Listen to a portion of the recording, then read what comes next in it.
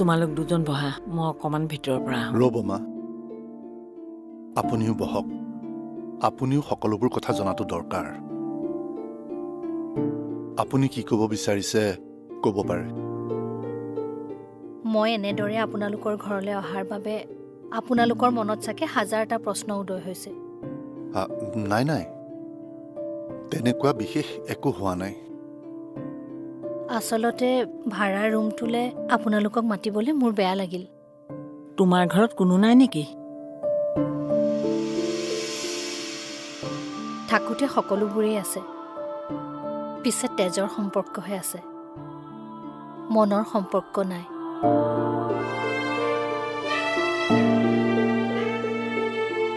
ভুল এটা ময়ে কৰিছোঁ, যাৰ বাবে তেওঁলোকে মই গোটেই জীৱনটো কষ্ট পোৱাটো বিচাৰিছে। আপুনি কি ভুল কৰাৰ কথা কৈছে? কলেজ পাছ কৰাৰ পিছতেই নিজেই ভাল পোৱা ল'ৰাজনৰ লগত মই পলাই আহিছিলোঁ।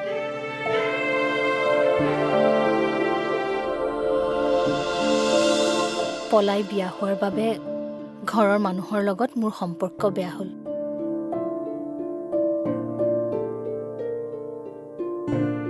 ভাবিছিলোঁ ভালপোৱাজনে মোৰ দুখবোৰ সুখলৈ ৰূপান্তৰিত কৰিব, কিন্তু আজিৰ পৰা প্ৰায় 15 বছৰমানৰ আগতেই তেওঁ মোক এটা অতি কঠিন যন্ত্ৰণাময় ৰাস্তাত এৰি থৈ গুচি গ'ল।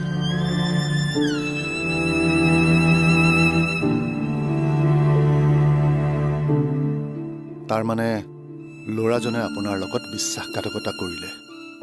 হয়, তুমি আকৌ ঘৰলৈ ঘূৰি নগলা কিয়?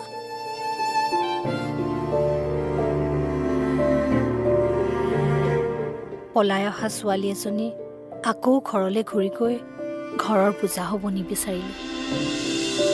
সেইবাবেই প্ৰাইভেট জব এটা কৰি অকলেই নিজৰ জীৱনটো চলাই নিয়াৰ সিদ্ধান্ত ল'লোঁ।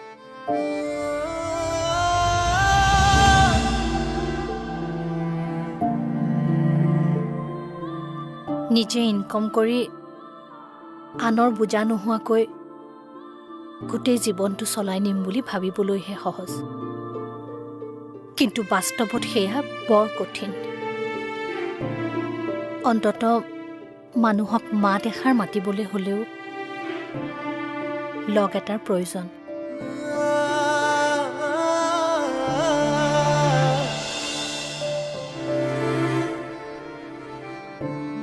যদি এই সকলোবোৰ শুনাৰ পিছতো আপোনালোকৰ কোনো আপত্তি নাই, তেনেহ'লে মই এই সম্পৰ্কটোৰ বাবে আগ্ৰহী।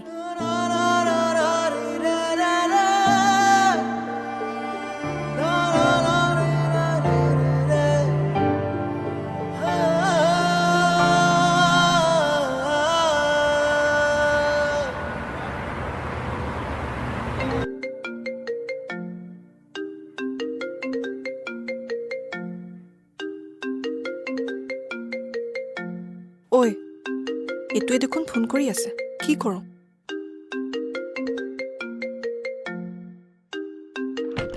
ৰিচিভ কৰ।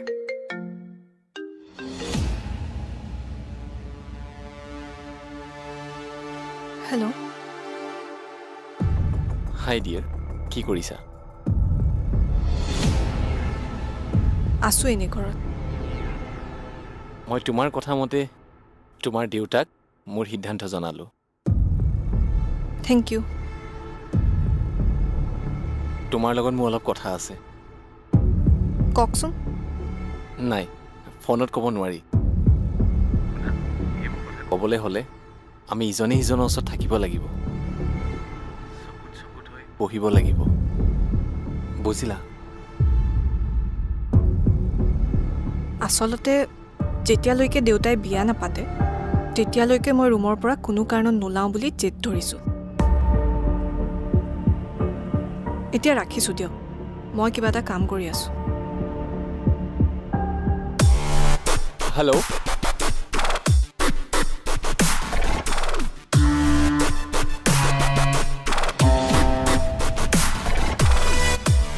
লগ কৰা কথা কৈছে।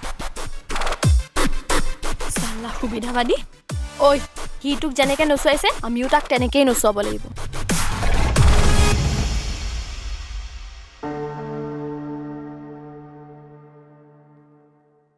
বিয়াৰ কথাটো লিখছোন আৰু এইটো লিখ কি হ'ল ঠিকেতো লিখিছো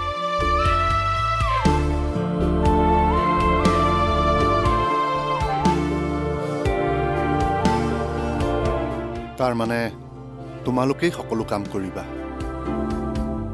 প্ৰয়োজনীয় সকলো বজাৰ হ'ল আমি সকলোখিনিয়ে কৰিছো কাইলৈ ৰাতিপুৱাই গৈ মন্দিৰত প্ৰয়োজনীয় বস্তুখিনি দি আহিম সন্ধিয়া যাতে কাৰো অসুবিধা নহয়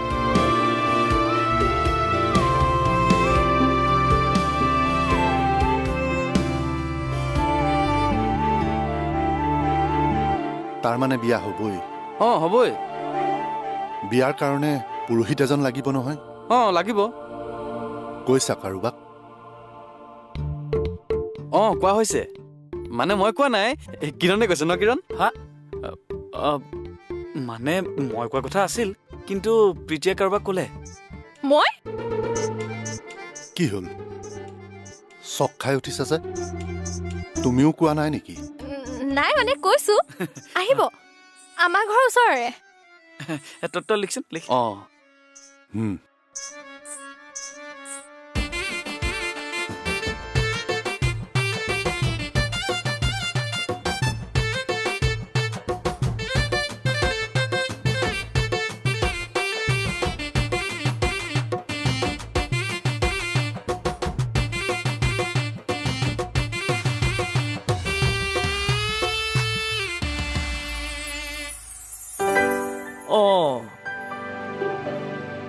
কি হ'ল তোমালোকৰ আইতা এই হন্তুটাই মোক ফচাইছে হ'ব হ'ব তোমালোকে চিন্তা কৰিব নালাগে মই ভিতৰৰ পৰা চব শুনি আছো পুৰোহিতৰ ব্যৱস্থা মই কৰিম বাচিলো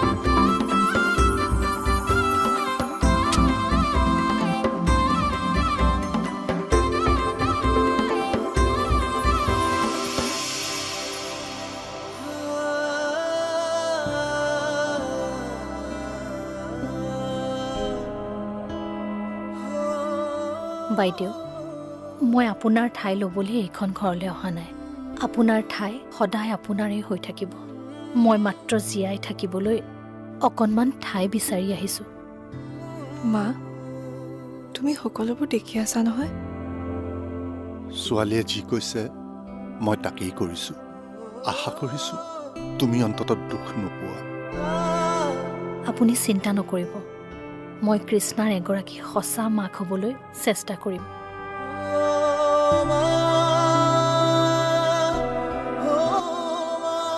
কি যে হয় এটাৰ পিছত এটা বিপদ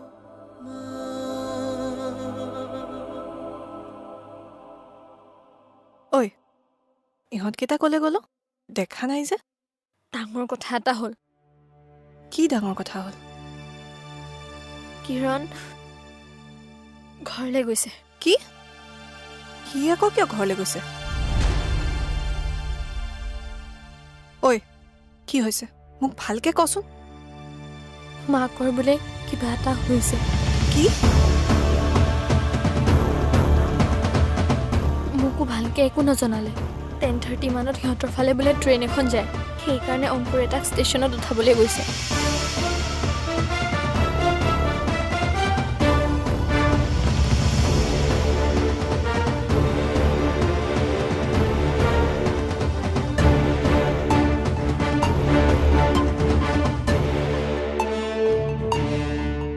কি হৈছে মই নাজানো তথাপিও কৈছোঁ হে প্ৰভু তাৰ মাকক ভালকে ৰাখা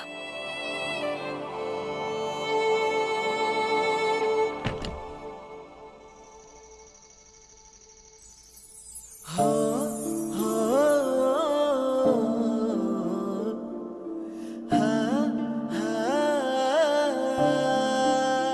মাজনী মাজনী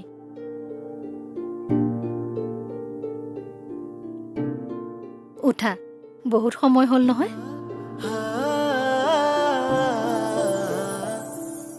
কি হ'ল, কি ভাবি আছা? আগতে মায়েও মোক এনেকেই জগাইছিল। এতিয়াৰে পৰা মই জগাম। দেউতাই তোমাক মাতিছে, আহা, কিবা কথা আছে বোলে। মা,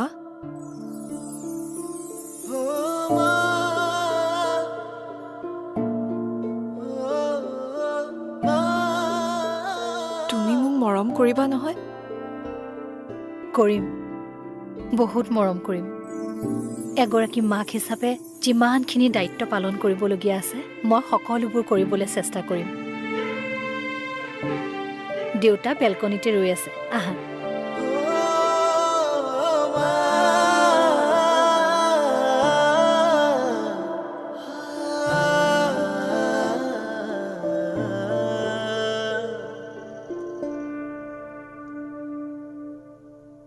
তুমি মোক মাতিছিলা নেকি দেউতা? অঁ, কালি ৰাহুল নাহিল দেখোন। মোৰ আগততো আহিম বুলিয়ে কৈছিলে, জানো কিবা হ'ল। ফোন এটা কৰি খবৰটো লচোন।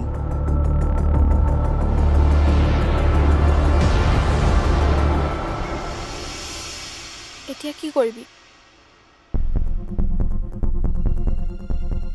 একো ভাবিয়ে পোৱা নাই। কাম এটা কৰোঁ নেকি? মই নিজেই সিহঁতৰ ঘৰলৈ গুচি যাওঁ নেকি? তাৰ ঘৰত বা কি পৰিস্থিতি, মাকৰ বা কি হৈছে? আগতে খবৰটো আহি লওক ৰ। ফোন এটাকে কৰোঁ নেকি? ধৈৰ্য ধৰ, সি ৰাতিপুৱা পাইছেগৈহে। ঐ, মোৰ কিন্তু বহুত ভয় লাগিছে। কিবা কাৰণত যদি দেউতাই ৰাহুললৈ ফোন কৰি দিয়ে, তেতিয়াতো গম পাই যাব যে মই তাক বিয়ালেই মতা নাই। ধৈৰ্য ধৰ। নাই, এতিয়া আৰু ধৈৰ্য ধৰিলে নহ'ব। পলাই যোৱাৰ বাহিৰে মোৰ হাতত আৰু একো ৰাস্তা নাই।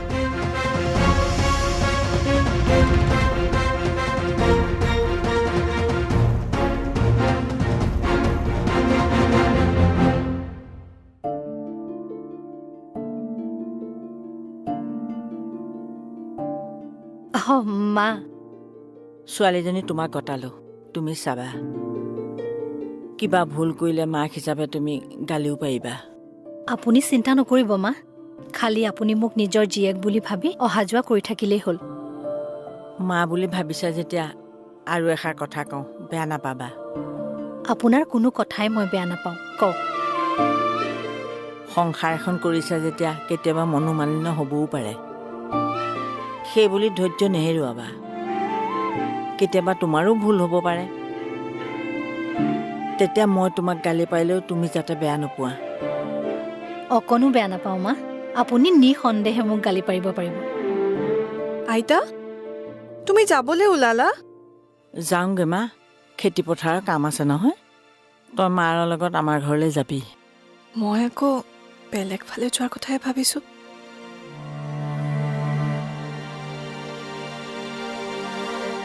আইঅ, দুখ নকৰিবি। এতিয়া এইজনীয়ে তোৰ আচল মা। মাৰৰ লগত মিলি থাকিবি দেই।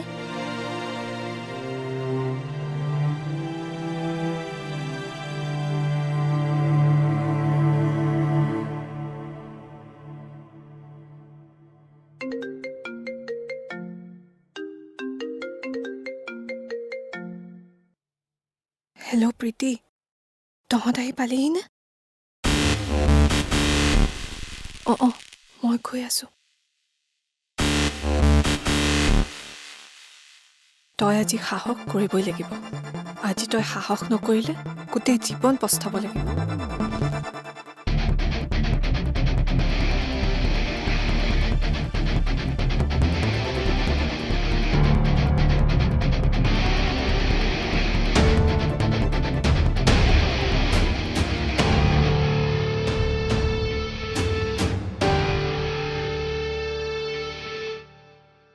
মা, তুমি মোক বেয়া নাপাবা।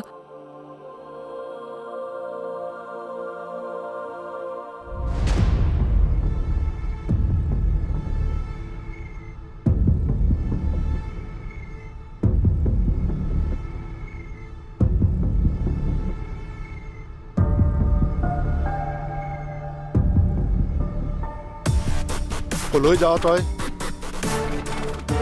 দেউতা,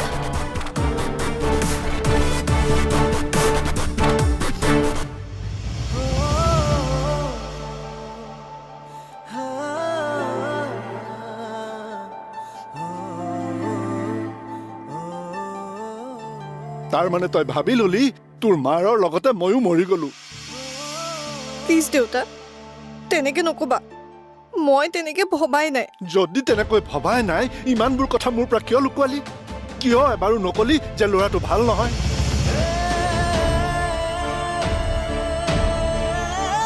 কিয় তই এবাৰো নকলি যে তোৰ মনত আন কোনোবা আছে?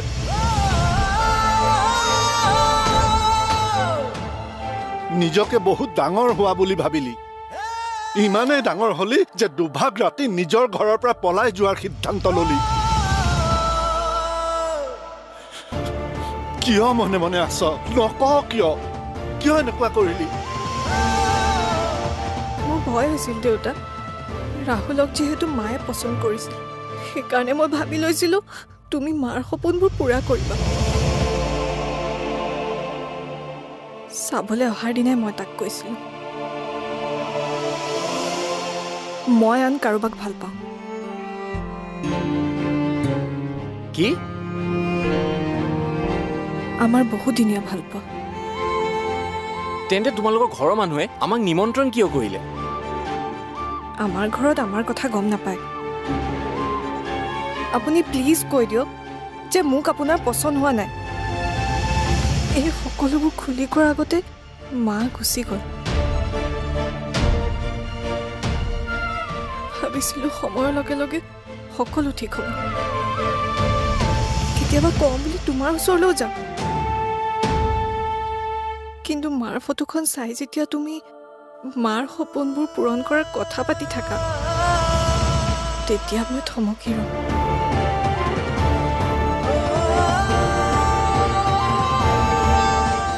দেউতা, মোৰ ভুল হৈ গ'ল। মোক ক্ষমা কৰি দিবানে?